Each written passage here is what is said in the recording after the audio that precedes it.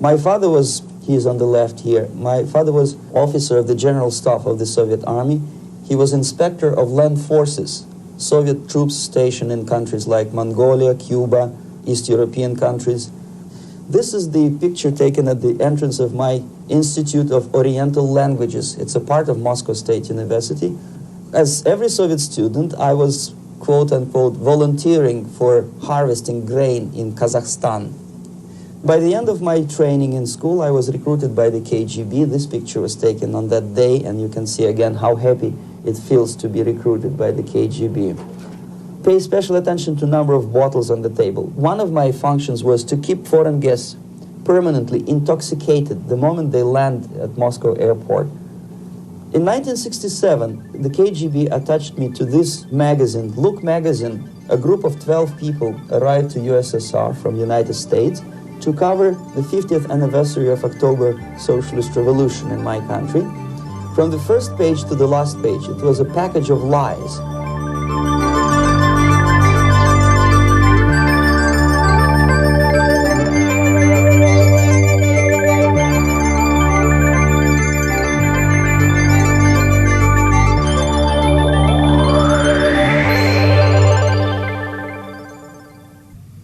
Our conversation is with Mr. Yuri Alexandrovich Bezmenov. Mr. Bezmenov was born in 1939 in a suburb of Moscow. He was the son of a high-ranking Soviet Army officer.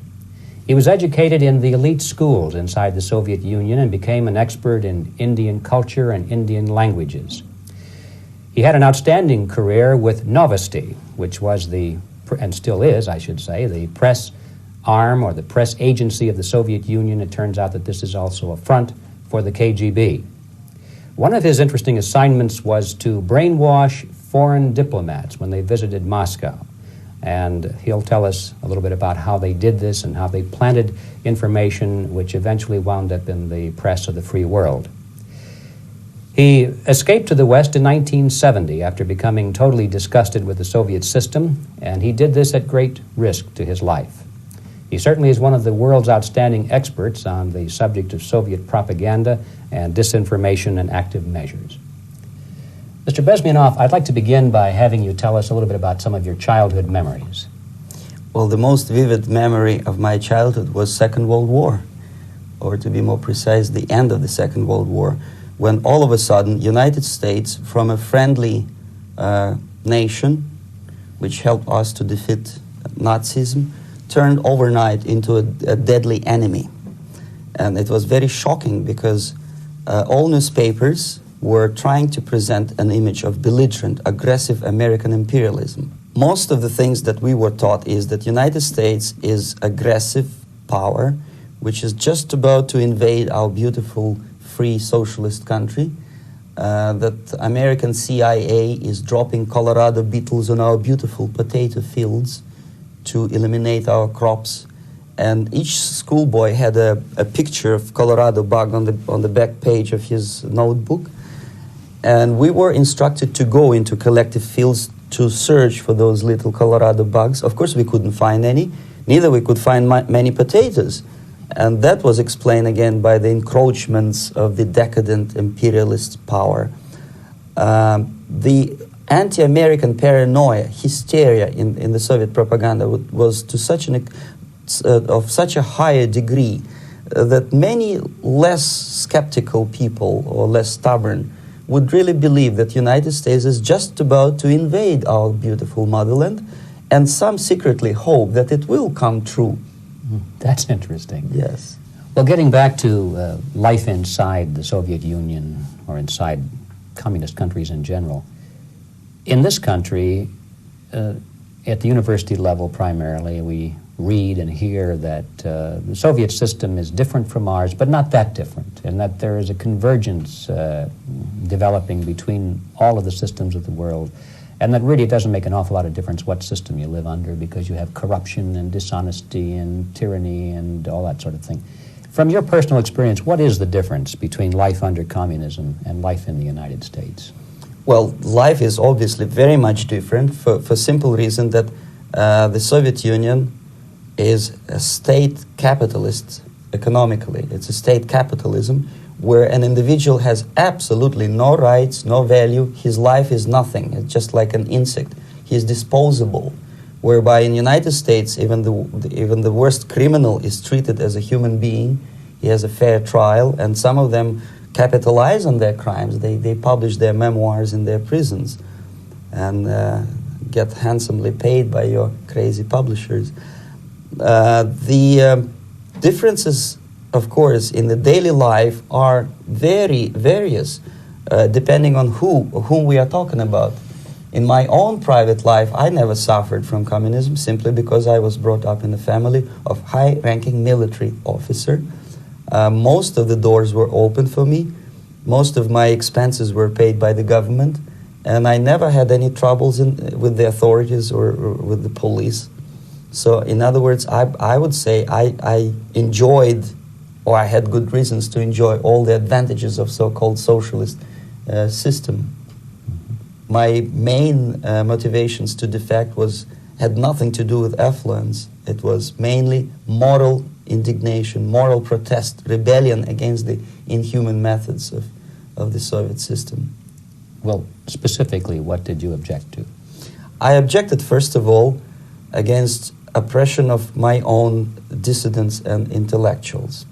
And that was the most disgusting thing that I witnessed as a young man, young student, who was brought up a very troublesome period in our history, from Stalin to Khrushchev, from total tyranny and oppression to some kind of liberalization.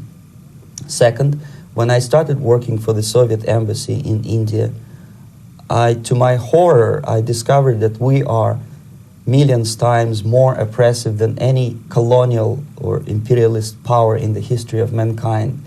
That my country brings to India not freedom, progress, and friendship between the nations, but racism, exploitation, and slavery, and of course economical inefficiency to this country. Since I fell in love with India, I developed something which by KGB standards is extremely dangerous thing. It's called split loyalty, when an agent likes a country of assignment more than his own country.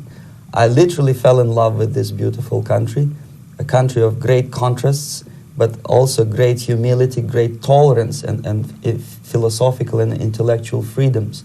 My ancestors used to live in caves and eat raw meat when India was a highly civilized nation 6,000 years ago. So obviously the choice was not to the advantage of my own nation. I decided to defect and to entirely dissociate myself from that brutal regime. Mr. Bezmenov, we've read a lot about the concentration camps and the slave labor camps under the Stalin regime. Now the general impression in America is that those things are part of the past. Are they still going on today, or what is the status? Yes. There is no qualitative change in the Soviet concentration camp system. There are changes in numbers of prisoners. Again, this is unreliable Soviet statistics. We don't know how many political prisoners are there in the Soviet concentration camps. But we sure know from various sources that at each particular time there are close to 25 to 30 million of Soviet citizens who are virtually kept as slaves in forced labor camp system. The size of the population of a country like Canada is serving terms as prisoners. Incredible. So I would say that those intellectuals who try to convince American public that concentration camp system is a thing of a past are either conscientiously misleading public opinion, or they are not very intellectual people. They're selectively blind. They lack intellectual honesty when they say that. Well, we've spoken about the intellectuals in this country and also the intellectuals in the Soviet Union. What about down at the broad mass level? Do the people in general, the working people, the workers in general in the Soviet Union, do they support the system? Do they tolerate it? What is their attitude? Well, average Soviet citizen, if there is such an animal, of course, does not like the system because it hurts, it kills. he may not understand the reasons. He may not have enough information or educational background to understand. But I doubt very much there are many people who are conscientiously supporting the Soviet system. There are not such people in USSR. Even those who have all the reasons to enjoy socialism, people like myself, who were a member of journalistic elite, they also hate the system for different reasons, though. Not because they lack material affluence, but because they are unfree to think, they're in constant fear, duplicity, split personality. And this is the greatest tragedy for my nation. Well, what do you think are the chances of the people actually overcoming their system or replacing it? There is a great possibility that system will sooner or later be destroyed from within. There is a self-destructive mechanism built into any socialist or communist or fascist system, because there is lack of feedback, because the system does not rely upon loyalty of population. But until this Soviet junta is being supported by the Western so-called imperialists, that is, multinational companies, establishments, governments, and let's face it, intellectuals, so-called academia in the United States is famous for supporting the Soviet system. As long as the Soviet junta will keep on receiving credits, money, technology, grain deals, and political recognition from all these traitors of democracy or freedom, there is no hope, there is not much hope for changes in my country, and the system will not collapse by itself simply because it's being nourished by so-called American imperialism. This is the greatest paradox in history of mankind, when capitalist world supports and actively nourishes its own destructor. I think you're trying to tell us something. Oh, in yes. This country. I'm trying to tell you that it has to be stopped unless you want to end up in Gulag system and enjoy all the advantages of socialist equality, working for free, catching fleas on your body, sleeping on the planks of plywood in Alaska this time, I guess. That's where Americans will belong, unless they will wake up, of course, and force their government to stop aiding Soviet fascism. Well, you told us a moment ago why you left the system. I'd like to hear the details of how you did it. It must have been a very dangerous thing. It was not so dangerous, it was crazy. First of all, because defecting in India is virtually impossible, thanks to very strong pressure from the Soviet government. Excuse me, you were in India. On assignment at that time. Yes, I was working for the Soviet embassy in New Delhi as a press officer. Mm-hmm. And defecting for a Soviet diplomat is next to impossible. It's a suicide, as I said, because a great friend Indira Gandhi pushed a law through parliament which says, and I quote, "No defector from any country has a right of political asylum in any embassy on the territory of Indian Republic," which is a masterpiece of hypocrisy. No other defector but the Soviet one needs a political asylum. So knowing that perfectly well, I planned a craziest possible way to defect. I studied counterculture in India. There were thousands of young American boys and girls with no shoes, long hair, smoking hash and marijuana, studying sometimes Indian philosophy, sometimes simply pretending that they study. And they greatly annoyed Indian police, and they were laughing stock of Indians because obviously they were good-for-nothing students. I studied carefully where they congregate, what routes they travel, what language they speak, what do they smoke. And one day I simply joined a group of hippies to avoid detection of Indian police. I was dressed as a typical hippie with blue jeans, long camise shirts with all kind of nice decorations like beads, long hairs, I bought a wig because for several weeks I had to turn myself from a conservative Soviet diplomat into a very progressive American hippie. And that was the only way that I could avoid detection. It was very interesting experience, but it was necessary because from my own knowledge as a member of Soviet embassy staff, I knew that there were many cases when Soviet defectors were betrayed by Indian police, and also some Western embassies played a very dirty role in betraying the Soviet defectors. According to our information, they were some, I wouldn't call them double agents, but simply immoral people working for this for the United States Embassy, and confiding in people like this would be a suicide.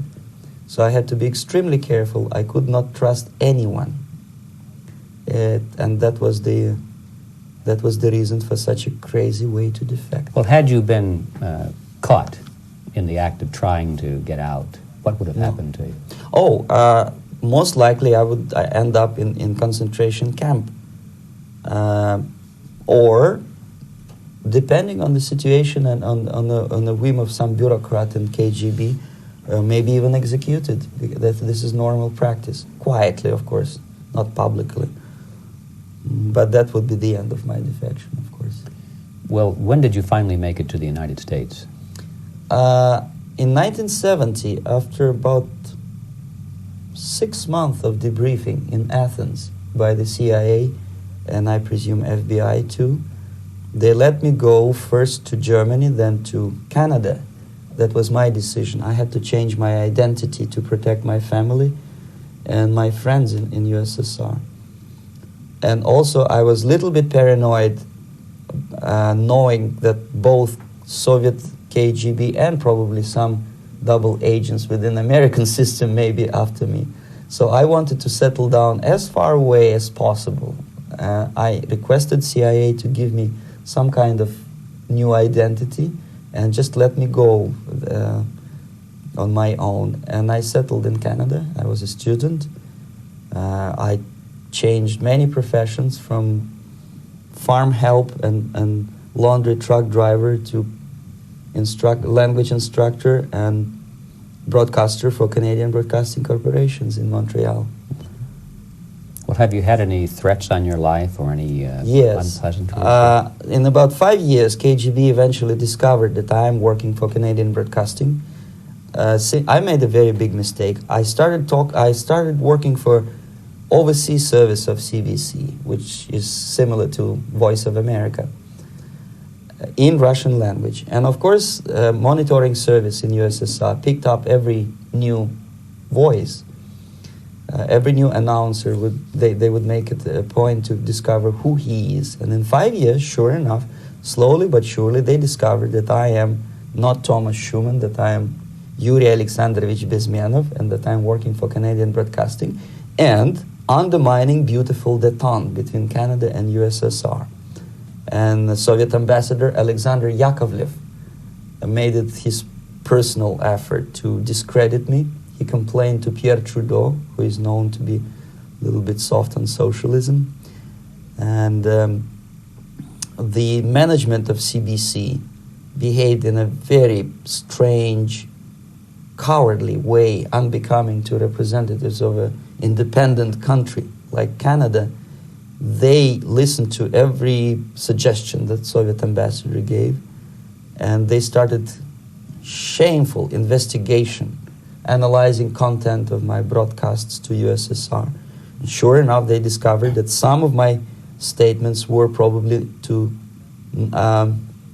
would be offending to the Soviet Politburo. So I had to leave my job. And of course, subtle intimidations. They would say something like, please cross the street carefully because, you know, traffic is very heavy in Quebec.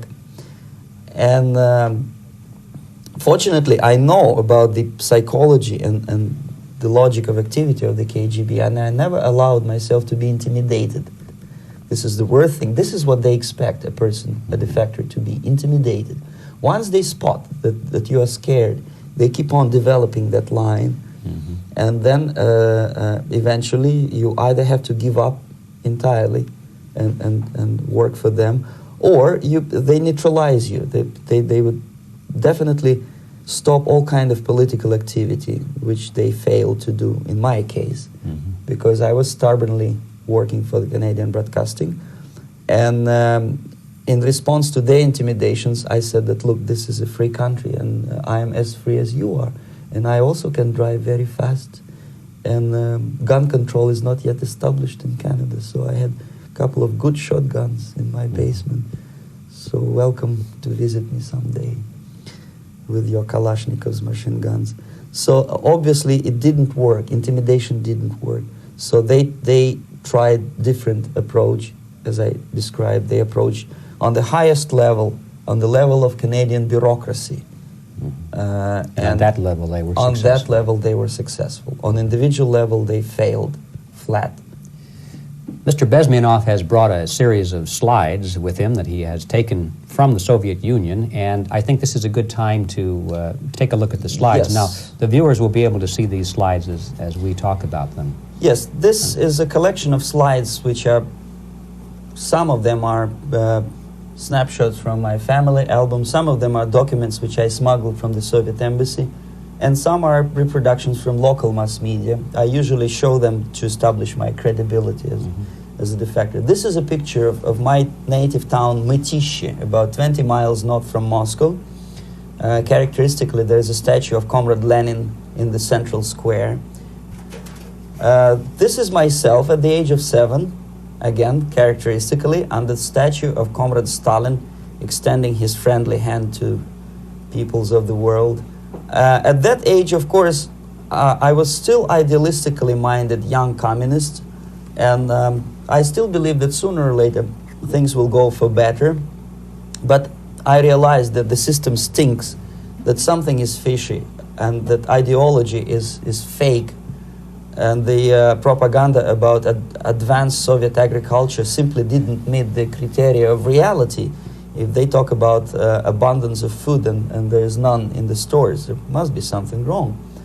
My father was, he's on the left here, my father was officer of the General Staff of the Soviet Army. He was inspector of land forces, Soviet troops stationed in countries like Mongolia, Cuba, East European countries.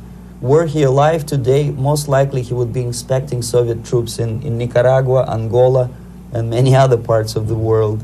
Fortunately, he died and he didn't see the disgrace, because deep inside he was a Russian patriot. He didn't like the idea of expanding Soviet military might, especially in the areas where we were not welcomed at all.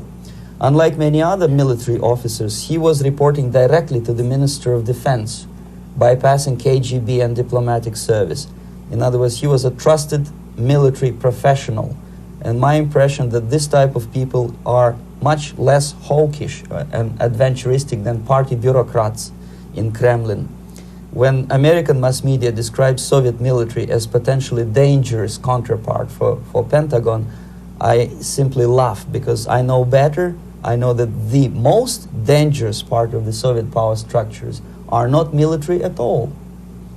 Most likely, if they come to power in my country, they'll be more sensible negotiators for nuclear disarmament and withdrawal of the Soviet troops from many parts of the world. But if someone from the party structure or the KGB structure were to give the orders for a military intervention, they have to obey, they yes, would follow, because they are professional military. But they, you see, the triangle of power and hate in USSR is the party at the top, the party elite, the oligarchy of the party, then the military and the KGB at the bottom. They hate each other. And the most hated triangle, the most hated corner of the triangle is the Communist Party bureaucrats. They are the most adventuristic, senile megalomaniacs. They can start war, I wouldn't be surprised. Not the military. They know what war is. Yes. At least my father did. This is the picture taken at the entrance of my Institute of Oriental Languages. It's a part of Moscow State University. I graduated in 1963, And Now, excuse me, which one were you on? I am on the right. You're on the right. And on the left is my my schoolmate Vadim Smirnov, who later was a apparatchik in the Central Committee of the Soviet Union Communist Party. What is an apparatchik? It's a functionary, something like civil service in British Empire. Someone who is never fired from the service. He stays there internally. He may not be promoted too high, but he's a dependable bureaucrat who will stay forever. I studied not only languages, but also history, literature, even music. I'm on this picture, I'm trying to learn how to play Indian musical instrument. I even tried to look like an Indian when I was second-year student. Not bad, really. Yes, actually it was strongly encouraged by the instructors in my school, because the graduates of my school were later on employed as diplomats, foreign journalists, or spies. As every Soviet student, I was quote-unquote volunteering for harvesting grain in Kazakhstan. This is a biggest agricultural blunder of the Soviet government. But I didn't have much choice, of course, because the communist motto borrowed from the Bible says, "Those who do not work shall not eat." And you can see me eating, therefore I was working, and you can see how happy I was about it. I went through a very extensive physical and military training, including the military games in areas, suburban areas of Moscow. And here, for example, we are on a tour in Arkhangelsk area. And by the end of my training in school, I was recruited by the KGB. This picture was taken on that day, and you can see again how happy it feels to be recruited by the KGB. Our conversation with Yuri Alexandrovich Bezmenov, who is a defector from the Soviet Union, a former propaganda agent for Novosti and the KGB, will continue after this message.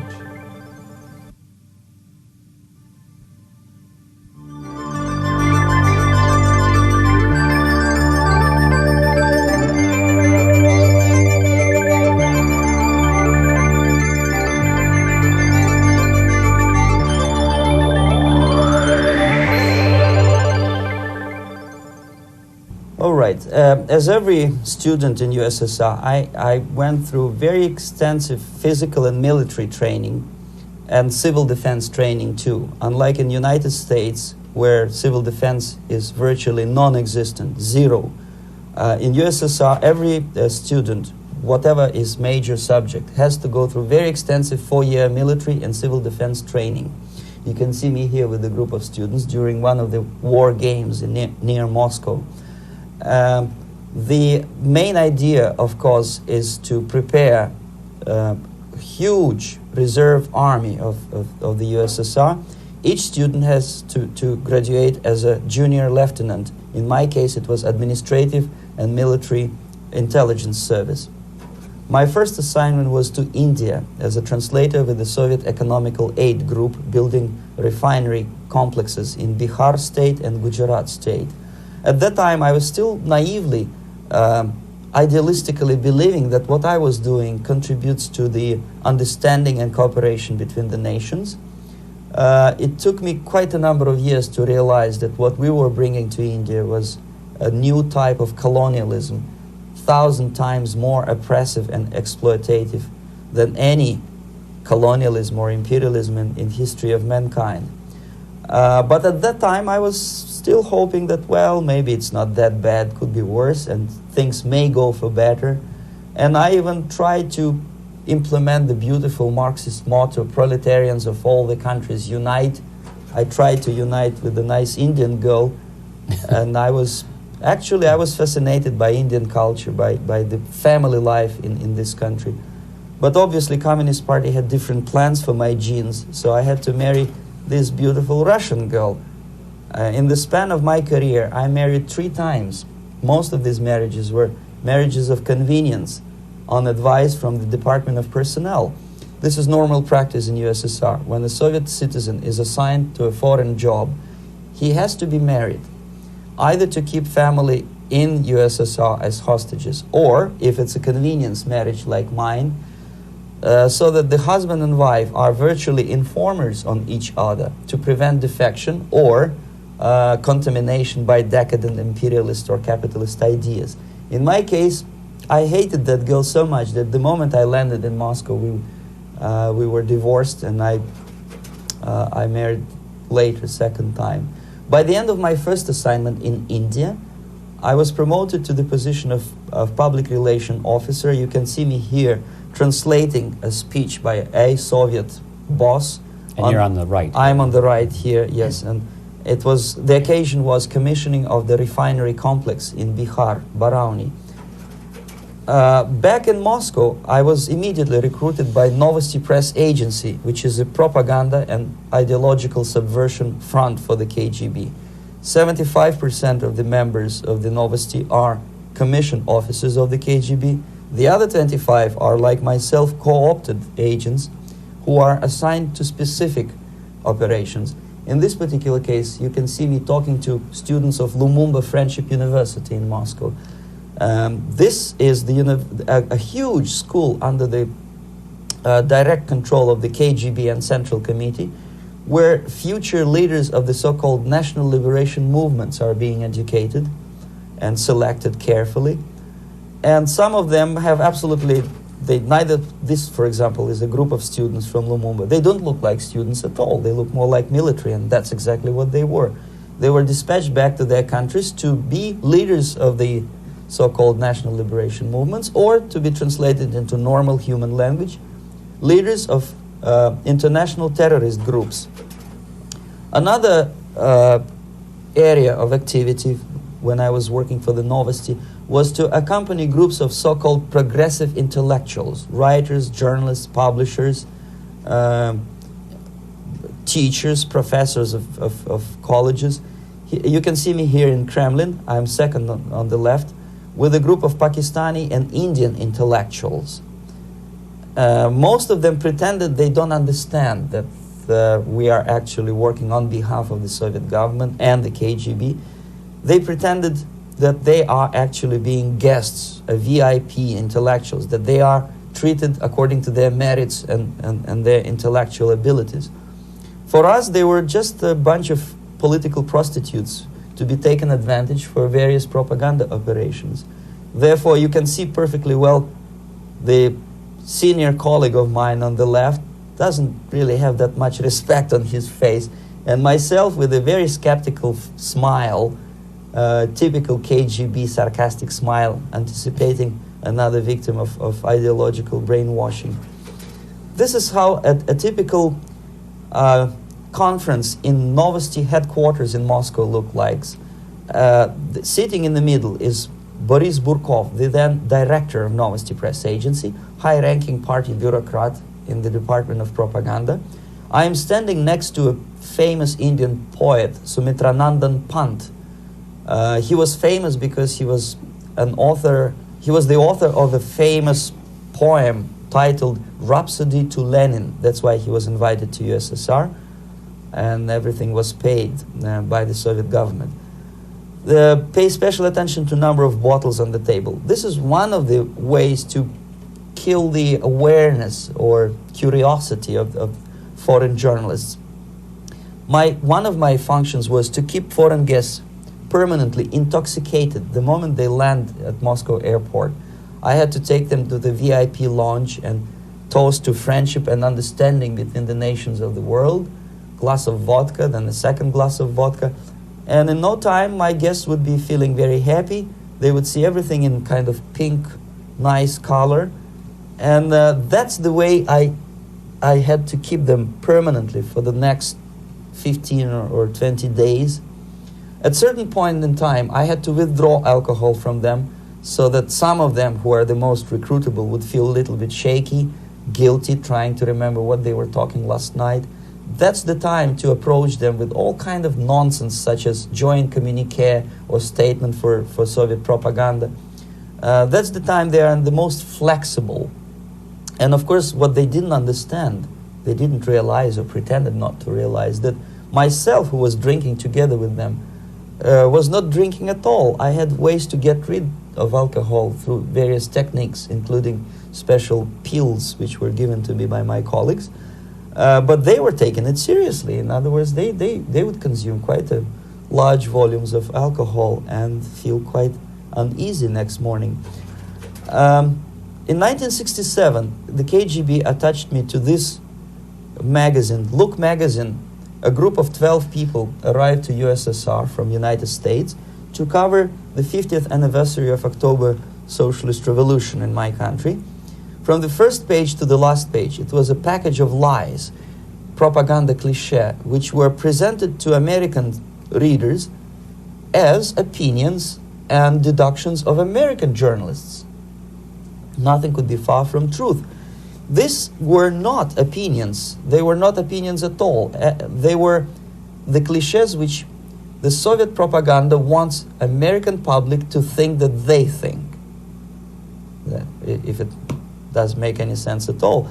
It sure does, because from the viewpoint of the Soviet propaganda, although there are some subtle criticism of the Soviet system, the basic message is that Russia today is a nice, functioning, efficient system supported by majority of population. That's the biggest lie. And of course, American intellectuals and journalists from Look magazine elaborated on that untruth in various different ways. They intellectualized that lie. They found all kinds of justifications for telling lies to American public. Excuse me, it was partly your job to make sure that they got these ideas, yes, and accepted them as their own ideas. Right. Actually, even before they arrived to USSR, and they paid astronomical sum of money for that visit, they were submitted, this Novosti Press Agency developed so-called backgrounders, 20-25 pages of information and opinions which were presented to the journalists even before they bought their tickets to Moscow. They had to analyze the situation, and judging on their reaction to that backgrounder, the local Novosti representative or local Soviet diplomat in Washington, D.C. would assess whether they be given visa to USSR or not. So but they were selected ahead of time. Oh yes, they were pre-selected very carefully, and there is not much chance for honest journalists to arrive to USSR and to stay there for 1 year and to bring this package of lies back home. This, for example, is a centerfold of the Look magazine. They presented this monument erected by Communist Party in Stalingrad as the symbol, personification of Russian military might. And they said in the article, which is published on the site, that Soviets are very proud of the victory in the Second World War. This is another big myth, a lie. No sensible people would be proud to lose 20 millions of their countrymen in a war which was started by Genoese Hitler and Comrade Stalin and paid by American multinationals. Most of the Soviet citizens look at this type of monuments with disgust and sorrow, because every family lost father, brother, sister, or child in the Second World War. Yet American journalists who were trying to appease, to please their hosts, presented this picture on the centerfold as the symbol and personification of Soviet national, they call it Russian national spirit. And it was greatest misconception and a very tragic misunderstanding. Of course, Look magazine was not distributed in USSR. The main audience was in United States. But I presume that many Americans, millions of Americans who were reading Look magazine at that time, had absolutely wrong idea about the sentiments of my nation, about what the Soviets are proud of and what they hate. This is a group, you see the same lady with the sword in Stalingrad. This is the group of journalists. Myself is in the center with the same devilish smile. And Mr. Philip Harrington is on the extreme left there with his camera. This is the gentleman which was so deaf or so uninterested in what I had to say to him. This is the same picture, a blow-up of the same picture. Many guests from various countries, in this particular case from Asia and Africa, were taken by me as a Novosti Press Agency employee for a tour across Siberia, for example. We would show them typical kindergarten, you see, nothing special by American standards, just nice children sitting, eating their breakfast or lunch. What they could not understand, or they pretended not to understand, that this is an exemplary kindergarten. This is not the kindergarten for average person or average family in USSR. And we maintain that illusion in their minds. You can see myself under the red spot in the middle there, with the same business-like expression. I'm doing my job. That's what I'm assigned to do, and that's what I was paid to do. But deep inside, I still hope that at least some of these useful idiots would understand that what they are looking at has nothing to do with the level of affluence in my nation. This is a better picture which reflects the true spirit of the Soviet childhood. This picture was printed in a Canadian government publication by mistake. In the middle, you can see children playing on a small courtyard, and the caption goes, "This is a typical kindergarten in Siberia." What these idiots didn't understand, that it is not kindergarten at all. It is a prison for children of political prisoners. But there was not a single mentioning that what they were visiting actually was an area of concentration camps. And the job of people like myself to help them to not to notice that they are actually talking to prisoners. Most of the children were dressed, especially on the occasion of the foreigners' visit. Of course, there were no corpses on the ground. There were no machine gun guards. And well, it looks not very pleasant, as you see. It looks dull, but obviously it does not create an impression that this is actually a prison. Well, did any of the journalists have the curiosity to ask about prisons and that kind of thing? Yes. They were in Siberia. This Yes. is what you associate. Yes, some of them asked questions, and naturally we would give them, for the stupid question, we give them stupid answer. No, there are no prisons in Siberia. No, most of the people who you see are free citizens of USSR. They are very happy to be here, and they are contributing to the glory of the socialist system. Some of them pretended that they believe what I was telling them, and most of them, we may discuss it later, what are the motivations of these people? Why would they stubbornly bring lies to their own population through their own mass media? I have various answers to this. There is not a single explanation. It's a complex of explanations. It's fear, pure biological fear. They understand that they are on the territory of an enemy state, a police state. And just to save their rotten skins and their miserable jobs, their affluence back home, they would prefer to tell a lie than to ask truthful questions and report truthful information. Second, most of these schmucks were afraid to lose their jobs, because obviously if you tell truth about my country, you will not last long as a correspondent of New York Times or Los Angeles Times. They will fire you. What kind of correspondent are you? You obviously cannot find common language with Russians if they kick you out in 24 hours. So just by trying to be conformists to their own editorial bosses, they tried not to offend the sentiments of the Soviet administrators and people like myself. Deep inside, I hope they would insult my or offend my sentiments. Obviously, they preferred not to. Another reason, I refuse to believe it, but obviously there is another reason. Obviously, it's a greed. These people earn a lot of money. When they come back to USA, they claim that they are experts on my country. They write books which sells in million copies, titled like Russians, The Truth About Russia. Most of it is lie about Russia. Yet they claim to be Sovietologists. They play back myth about my country, the propaganda cliches. Yet they stubbornly resist the word of truth. If a person like Solzhenitsyn is either defecting or kicked out of USSR, they try all their best to discredit him and to discourage him. I don't have much chance to appear on national network with a true story about my country. But a useful idiot like Hendrik Smith or Robert Kaiser, they are big heroes. They come back from USSR. They say, oh, we were talking to dissidents in Russia. Big deal. Soviet dissidents are chasing American correspondents in the streets, and they are cowardly escaping from these contacts. For some strange reason, if you want to know more about Spain, you refer to Spanish writers. If you want to learn more about French, you read French writers. Even about Antarctica, I bet you would read Penguins. Only about the Soviet Union, for some strange reason, you read Hendricks and Schmendricks and all kind of Kissingers, because they claim that they know more about my country. They know nothing, or next to nothing, or they pretend that they know more than they actually do. I would say they are dishonest people who lack integrity and common sense and intellectual honesty.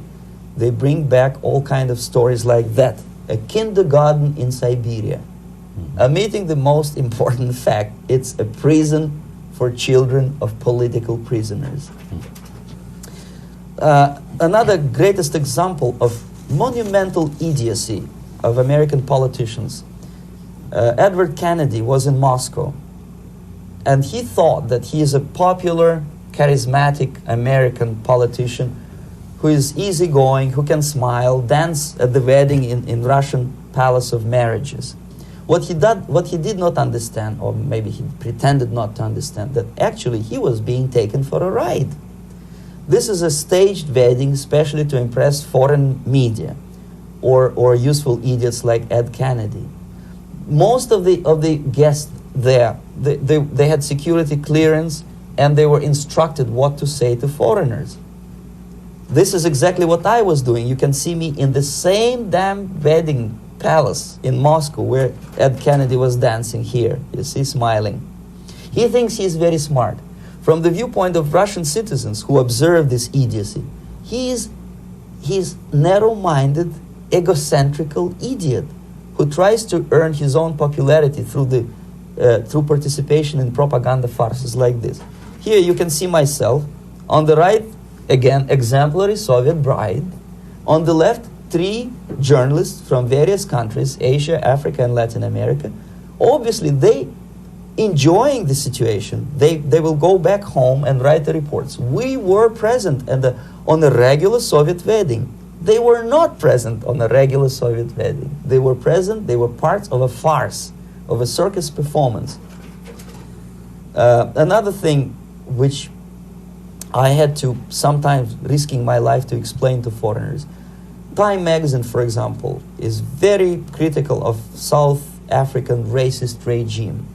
The whole article was dedicated to the shameful internal passport system where blacks are not allowing to live with whites.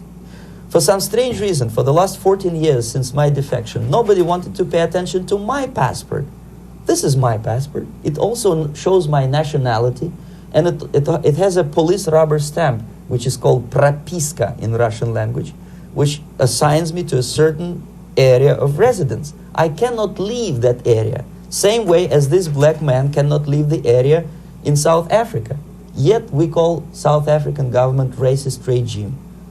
Not a single Jane Schmonda or Fonda is brave enough, courageous enough to come to media and say, look, this is what happens in USSR. I send a copy of my passport to many American liberals and civil rights defenders and all the other useful idiots. They never bothered to answer me back. This shows what kind of integrity, what kind of honesty these people are. They're a bunch of hypocrites because they don't want to recognize a good example of racism in my country. This is the first stage of befriending a professor. You can see myself on the left with the same James Bond smile. On the right is my KGB supervisor, Comrade Leonid Mitrokhin, and in the middle a professor of political science in Delhi University. The next stage would be to invite him to a gathering of Indo-Soviet Friendship Society. There he is sitting next to his wife before he is being sent to USSR for free trip. Everything is paid by the Soviet government. He was made to believe that he is invited to USSR because he is a talented, sober-thinking intellectual. Absolutely false. He is invited because he is a useful idiot, because he would agree and subscribe to most of the Soviet propaganda cliché. And when he is coming back to his own country, he is going for years and years to teach the beauties of Soviet socialism to newer and newer generations of his students, thus promoting the Soviet propaganda line. The KGB was even curious about this gentleman. It may look innocent. Maharishi Mahesh Yogi, a great spiritual leader, or maybe a great charlatan and crook, depending on from which side you are looking at him. Beatles were trained at his ashram in Hardwar in India how to meditate. Mia Farrow and other useful idiots from Hollywood visited his school, and they returned back to United States absolutely zonked out of their minds with marijuana, hashish, and crazy ideas of meditation. To meditate, in other words, to isolate oneself from the current social and political issues of your own country, to get into your own bubble, to forget about troubles of the world. Obviously, KGB was very fascinated with such a beautiful school, such a brainwashing center for stupid Americans. I was dispatched by the KGB to check what kind of VIP Americans attend this school. That's you on the left. Yes, I'm on the left. I was trying to get enrolled in that school. Unfortunately, the Maharishi Mahesh Yogi asked too much. He wanted $500 American for enrollment. But my function was not actually to get enrolled in the school. My function was to discover what kind of people from United States attend this school. And we discovered that yes, there are some influential members of family, public opinion makers of United States who come back with the crazy stories about Indian philosophy. Indians themselves look upon them as idiots, useful idiots. To say nothing about KGB, who looked at them as extremely naive, misguided people. Obviously, a VIP, say a wife of a congressman or a prominent Hollywood personality, after being trained in that school, is much more instrumental in the hands of manipulators of public opinion and KGB than a normal person who understands, who looks through this type of fake religious training. Why would they be more susceptible to manipulation? I just mentioned that because, you see, a person who is too much involved in introspective meditation. You see, if you carefully look what Maharishi Mahesh Yogi is teaching to Americans, is that most of the problems, most of the burning issues of today can be solved simply by meditating. Don't rock the boat. Don't get involved. Just sit down, look at your navel, and meditate. And the things, due to some strange logic, due to cosmic vibration, will settle down by themselves. This is exactly what the KGB and Marxist-Leninist propaganda wants from Americans, to distract their opinion, attention, and mental energy from real issues of United States into a non-issues, into a non-world, non-existent harmony. Obviously, it's more beneficial for the Soviet aggressors to have a bunch of duped Americans than Americans who are self-conscious, healthy, physically fit, and alert to the reality. Maharishi Mahesh Yogi obviously is not on the payroll of the KGB. But whether he knows it or not, he contributes greatly to demoralization of American society. And he's not the only one. There are hundreds of those gurus who come to your country to capitalize on naivete and stupidity of Americans. It's a fashion. It's a fashion to meditate. It's a fashion not to be involved. So obviously, you can see that if KGB were that curious, if they paid my trip to Hardwar, if they assigned me to that strange job, obviously they were very much fascinated. They were convinced that that type of brainwashing is very efficient and instrumental in demoralization of the United States. Our conversation with Yuri Alexandrovich Bezmenov, who is a defector from the Soviet Union, a former propaganda agent for Novosti and the KGB, will continue after this message.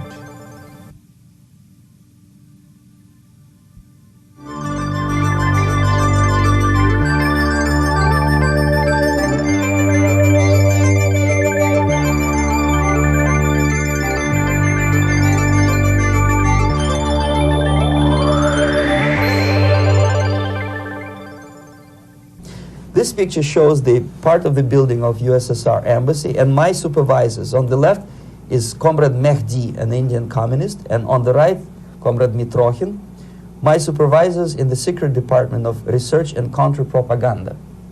It has nothing to do with either research or counter-propaganda. Most of the activity of that department was to compile huge volume of information on individuals who were instrumental in creating public opinion. Publishers, editors, journalists, actors, educationalists, professors of political science, members of parliament, representatives of business circles. Most of these people were divided roughly in two groups. Those who would toe the Soviet foreign policy, they would be promoted to the positions of power through media and public opinion manipulation. Those who refused the Soviet influence in their own country would be character assassinated or executed physically come revolution. Same way as in the small town of Hue in South Vietnam, several thousands of Vietnamese were executed in one night when the city was captured by Viet Cong for only 2 days. And American CIA could never figure out how could possibly communists know each individual, where he lives, where to get him, and would be arrested in one night, basically in some 4 hours before dawn, put on a van, taken out of the city limits and shot. The answer is very simple. Long before communists occupied the city, there was extensive network of informers, local Vietnamese citizens, who knew absolutely everything about people who are instrumental in public opinion, including barbers and taxi drivers. Everyone who was sympathetic to the United States was executed. Same thing was done under the guidance of the Soviet embassy in Hanoi, and same thing I was doing in New Delhi. To my horror, I discovered that in the files where people were doomed to execution, there were names of pro-Soviet journalists with whom I was personally friendly. Pro-Soviet? Yes. They were idealistically minded leftists who made several visits to USSR, and yet the KGB decided that come revolution or drastic changes in political structure of India, they will have to go. Why is that? Because they know too much. Simply because, you see, the useful idiots, the leftists who are idealistically believing in the beauty of Soviet socialist or communist or whatever system, when they get disillusioned, they become the worst enemies. That's why my KGB instructors specifically made a point, never bother with leftists. Forget about these political prostitutes. Aim higher. This was my instruction. Try to get into large circulation, established conservative media. Rich, filthy rich movie makers, intellectuals, so-called academic circles. Cynical, egocentric people who can look into your eyes with angelic expression and tell you a lie. These are the most recruitable people, people who lack moral principles, who are either too greedy or too suffer from self-importance. They feel that they matter a lot. These are the people who KGB wanted very much to recruit. But to eliminate the others, to execute the others, don't they serve some purpose? Wouldn't they be the ones they rely on? They serve purpose only at the stage of destabilization of a nation. For example, your leftists in United States, all these professors and all these beautiful civil rights defenders, they are instrumental in the process of the subversion only to destabilize the nation. When their job is completed, they are not needed anymore. They know too much. Some of them, when they get disillusioned, when they see that Marxist-Leninists come to power, obviously they get offended. They think that they will come to power. That will never happen, of course. They will be lined up against the wall and shot. But they may turn into the most bitter enemies of Marxist-Leninists when they come to power. And that's what happened in Nicaragua. You remember most of these former Marxist-Leninists were either put to prison or one of them split, and now he's working against Sandinistas. It happened in Grenada when Maurice Bishop was already a Marxist. He was executed by a new Marxist who was more Marxist than this Marxist. Same happened in Afghanistan when first there was Taraki, he was killed by Amin, then Amin was killed by Babrak Karmal with the help of KGB. Same happened in Bangladesh when Mujibur Rahman, very pro-Soviet leftist, was assassinated by his own Marxist-Leninist military comrades. It's the same pattern everywhere. The moment they serve their purpose, all the useful idiots are either be executed entirely, all the idealistically minded Marxists, or exiled, or put in prisons, like in Cuba. Many former Marxists are in Cuba, in prison. So most of the Indians who were cooperating with the Soviets, especially with our Department of Information of the USSR Embassy, were listed for execution. And when I discovered that fact, of course I was sick. I was mentally and physically sick. I thought that I'm going to explode one day during the briefing at the ambassador's office. I would stand up and say something that we are basically a bunch of murderers. That's what we are. It has nothing to do with friendship and understanding between the nation and blah, blah, blah. We are murderers. We behave as a bunch of thugs in a country which is hospitable to us, a country which with ancient traditions. But I did not defect. I tried to get the message across. To my horror, nobody wanted even to listen, least of all to believe what I had to say. And I tried all kinds of tricks. I would leak information through letters or lost documents or something like that. And still I got no message. The message was not published, even in the conservative mass media of India. The immediate impulse to defect was Bangladesh crisis, which was described by American correspondents as Islamic grassroots revolution, which is absolute baloney. There was nothing to do with Islam, and there was no grassroots revolution. Actually, there are no grassroots revolutions, period. Any revolution is a byproduct of a highly organized group of conscientious and professional organizers, but has nothing to do with grassroots. In Bangladesh, it was nothing with grassroots. Most of the Awami League party members, Awami League means People's Party, were trained in Moscow in the high party school. Most of the Mukti Fauj leaders, Mukti Fauj in Bengali means People's Army, same as SWAPO and all kind of liberation armies all over the world, the same bunch of useful idiots. They were trained at Lumumba University and various centers of the KGB in Simferopol, in Crimea, and in Tashkent. So when I saw that Indian territory is being used as a jumping board to destroy East Pakistan, I saw myself thousands of so-called students traveling through India to East Pakistan, through the territory of India, and Indian government pretended not to see what's going on. They knew perfectly well, the Indian police knew it, the intelligence department of Indian government knew it, the KGB of course knew it, and the CIA knew it. That was most infuriating, because when I defected and I explained to the CIA debriefers they should watch out because East Pakistan is going to erupt any moment, they said I was reading too many James Bond novels. Anyway, so East Pakistan was doomed. One of my colleagues in the Soviet consulate in Calcutta, when he was dead drunk, he ventured into the basement to relieve himself, and he found big boxes which said printed matter to Dhaka University. Dhaka is the capital of East Pakistan.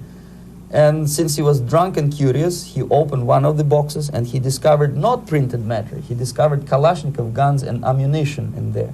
Anyway, it's a long story. When I saw the preparations for the invasion into East Pakistan, obviously I wanted to defect immediately. The only thing I couldn't at that time make up my mind when and where and how. One of the reasons, of course, you see, I was in love with India. I mentioned that before. I spoke the languages. I socialized with people. And I understood that I had to act fast unless I want this beautiful country to be permanently and irreparably damaged by our presence. One of the reasons not to defect was, as you can see, I was living in relative affluence. Who the hell in the normal mind would defect and do what? To be abused by your media, to be called McCarthyist and fascist and paranoid, or to drive a taxi in New York City? What for? What the hell for should I defect?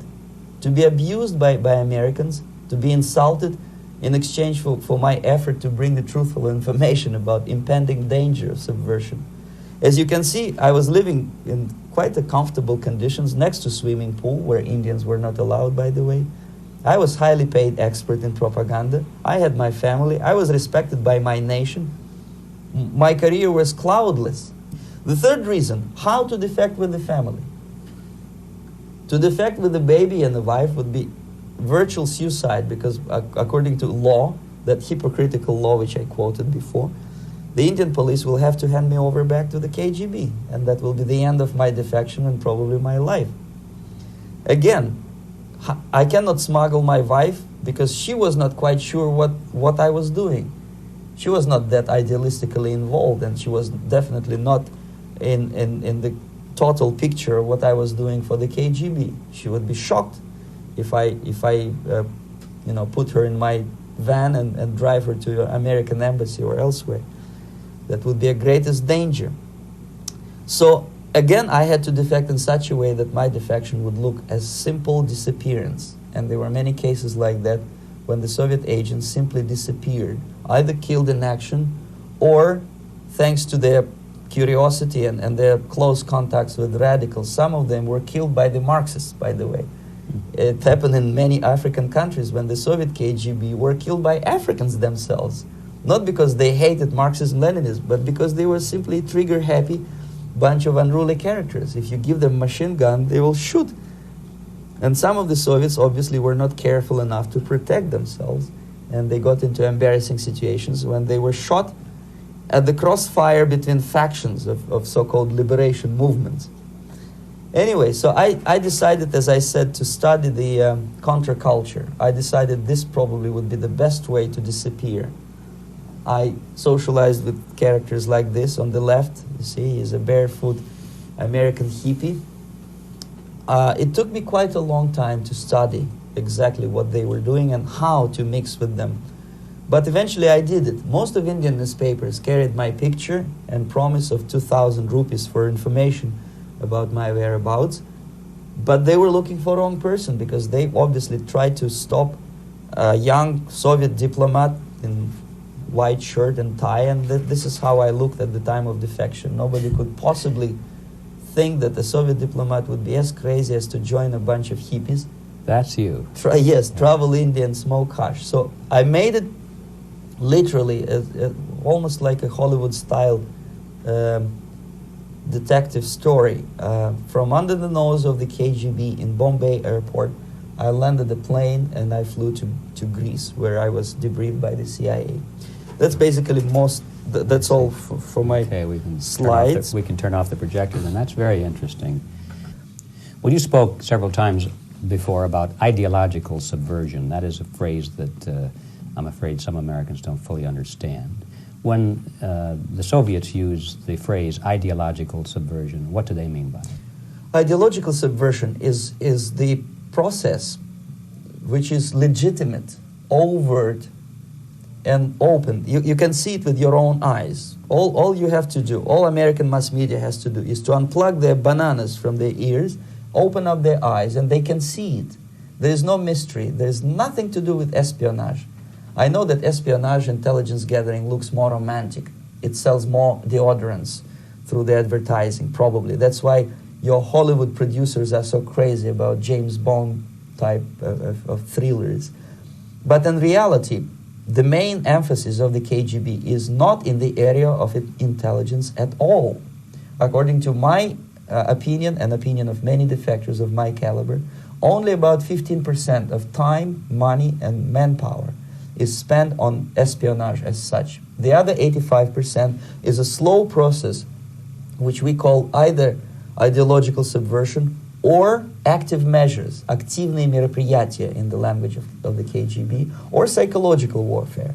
What it basically means is to change the perception of reality of every American to such an extent that despite of the abundance of information, no one is able to come to sensible conclusions in the interests of defending themselves, their families, their community, and their country.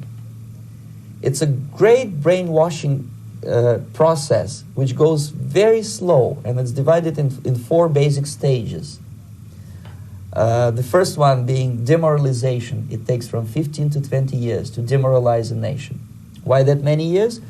Because this is the minimum number of years which requires to educate one generation of students in the country of your enemy, exposed to the ideology of the enemy. In other words, Marxism-Leninism ideology is being pumped into the soft heads of at least 3 generations of American students without being challenged or counterbalanced by the basic values of Americanism, American patriotism. The result you can see. Most of the people who graduated in the 60s, dropouts or half-baked intellectuals, are now occupying the positions of power in the government, civil service, business, mass media, educational system. You are stuck with them. You cannot get rid of them. They are contaminated. They are programmed to think and react to certain stimuli in a certain pattern. You cannot change their mind, even if you expose them to authentic information, even if you prove that white is white and black is black. You still cannot change the basic perception and the logic of behavior. In other words, these people, the process of demoralization is complete and irreversible. To get rid society of these people, you need another 20 or 15 years to educate a new generation of patriotically minded and common sense people who would be acting in favor and in the interests of United States society. And yet these people who've been programmed and, as you say, in place and Yes. who are favorable to an opening with the Soviet concept, these are the very people who would be marked for extermination in this country? Most of them, yes. Simply because the psychological shock when they will see in future what the beautiful society of equality and social justice means in practice, obviously they will revolt. They will be very unhappy, frustrated people. And the Marxist-Leninist regime does not tolerate these people. They will join the links of dissenters, dissidents. Yes. Unlike in present United States, there will be no place for dissent in future Marxist-Leninist America. Here you can get popular like Daniel Ellsberg and filthy rich like Jane Fonda for being dissident, for criticizing your Pentagon. In future, these people will be simply squashed like cockroaches. Nobody is going to pay them nothing for their beautiful, noble ideas of equality. This they don't understand, and it will be a greatest shock for them, of course. The demoralization process in the United States is basically completed already. For the last 25 years, actually it's overfulfilled, because demoralization now reaches such areas where previously not even Comrade Andropov and all his experts would even dream of such a tremendous success. Most of it is done by Americans to Americans, thanks to lack of moral standards. As I mentioned before, exposure to true information does not matter anymore. A person who was demoralized is unable to assess true information. The facts tell nothing to him. Even if I shower him with information, with authentic proof, with documents, with pictures, even if I take him by force to the Soviet Union and show him concentration camp, he will refuse to believe it until he is going to receive a kick in his fat bottom. When a military boot crashes his balls, then he will understand, but not before that. That's the tragic of the situation of demoralization. So basically America is stuck with demoralization, and unless, even if you start right now, here, this minute, you start educating new generation of Americans, it will still take you 15 to 20 years to turn the tide of ideological perception of reality back to normalcy and patriotism. The next stage is destabilization. This time, subverter does not care about your ideas and the patterns of your consumption. Whether you eat junk food and get fat and flabby, doesn't matter anymore. This time, and it takes only from 2 to 5 years to destabilize a nation, what matters is essentials: economy, foreign relations, defense systems. And you can see it quite clearly that in some areas, in such sensitive areas as defense and economy, the influence of Marxist-Leninist ideas in the United States is absolutely fantastic. I could never believe it 14 years ago when I landed in this part of the world, that the process will go that fast. The next stage, of course, is crisis. It may take only up to 6 weeks to bring a country to the verge of crisis. You can see it in Central America now. And after crisis, with a violent change of power, structure, and economy, you have so-called the period of normalization. It may last indefinitely. Normalization is a cynical expression borrowed from Soviet propaganda. When the Soviet tanks moved into Czechoslovakia in '68, Comrade Brezhnev said, "Now the situation in brotherly Czechoslovakia is normalized." This is what will happen in the United States if you allow all these schmucks to bring the country to crisis, to promise people all kind of goodies and the paradise on earth, to destabilize your economy, to eliminate the principle of free market competition, and to put a big brother government in Washington, D.C., with benevolent dictators like Walter Mondale, who will promise lots of things, never mind whether the promises are fulfillable or not. He will go to Moscow to kiss the bottoms of new generation of Soviet assassins, never mind. He will create false illusions that the situation is under control. Situation is not under control. Situation is disgustingly out of control. Most of the American politicians, media, and educational system trains another generation of people who think they are living at a peacetime. False. United States is in the state of war, undeclared total war against the basic principles and the foundations of this system. And the initiator of this war is not Comrade Andropov, of course. It's the system. However ridiculous it may sound, the world communist system or the world communist conspiracy, whether I scare some people or not, I don't give a hoot. If you are not scared by now, nothing can scare you. But you don't have to be paranoid about it. What actually happens now, that unlike myself, you have literally several years to live on unless the United States wake up.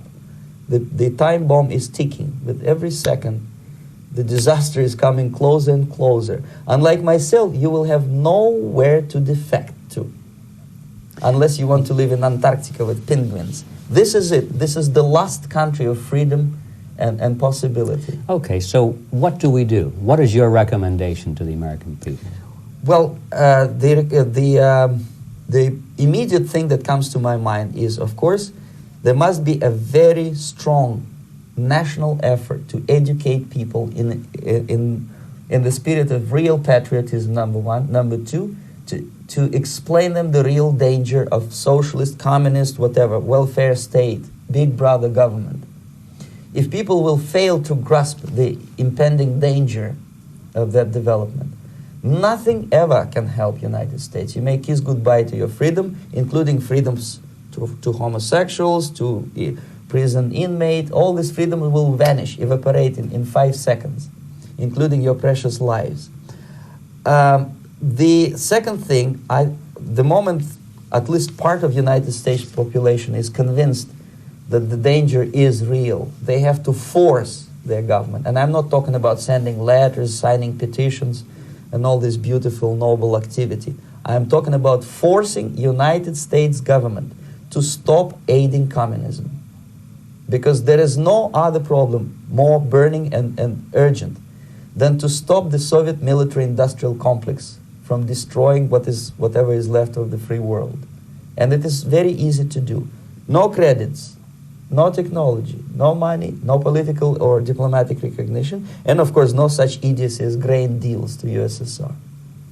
The Soviet people, 270 millions of Soviets, will be eternally thankful to you if you stop aiding a bunch of murderers who sit now in Kremlin and whom President Reagan respectfully calls government. They do not govern anything, least of all such complexity as the Soviet economy. So basic, two very simple, maybe too simplistic answers or solutions, but nevertheless, they are the only solutions. Educate yourself, understand what's going on around you. You are not living at the time of peace. You are in a state of war, and you have precious little time to save yourself. You don't have much time, especially if you are talking about young generation.